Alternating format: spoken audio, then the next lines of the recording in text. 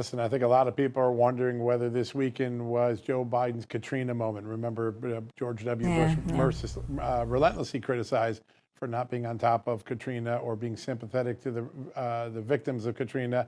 Very unusual, very cool, very disengaged reactions from this White House in one of the greatest fire tragedies in over a century. I think you have to go back over 100 years to find a more deadly fire than this one. So pretty remarkable. We've got a perfect first guest to gauge all of American sentiments about our current president. Scott Rasmussen is the president of RMG Research, and he has his finger on the pulse of the 2024 elections and so much more. We welcome him to the show right now. Scott, great to have you back on. John, always great to be with you. And, I have great memories of Maui, and it just breaks my heart to see what's going on there. But your comment about, is this going to be a Katrina moment? Something funny is happening in the polling data. We just released our latest numbers from the weekend poll. Joe Biden's job approval down to 37%.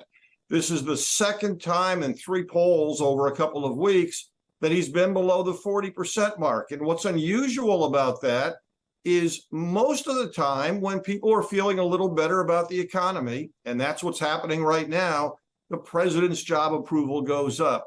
It's not working for President Biden. It may be some of the ethical issues that have been raised. It may be something with this. And as always, we want to see if it really is a lasting trend, but it's a little bit of a surprise early in August to see these numbers.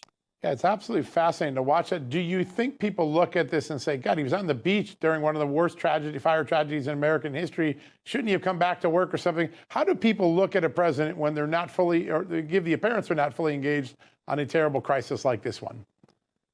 Well, and again, I think it's really important, John, to say people aren't sitting down and analyzing these things. Right now on something like the upcoming Republican presidential debate, only about 1 out of 7 people is even hearing much or paying much attention to it. Fascinating. So when you talk about the president's involvement, I think it's the imagery, picture of him sitting on the beach, and then you see the next picture. You add to that the sense people don't really know about the whistleblowers and all that's going on, but there's this sense that something is happening. And yes, I think there's a cumulative effect, and ultimately it does come down to those images. A couple of years ago, the images of the botched evacuation from Afghanistan it caused the president's job approval ratings to break, and we may be seeing another moment like that now. Yeah.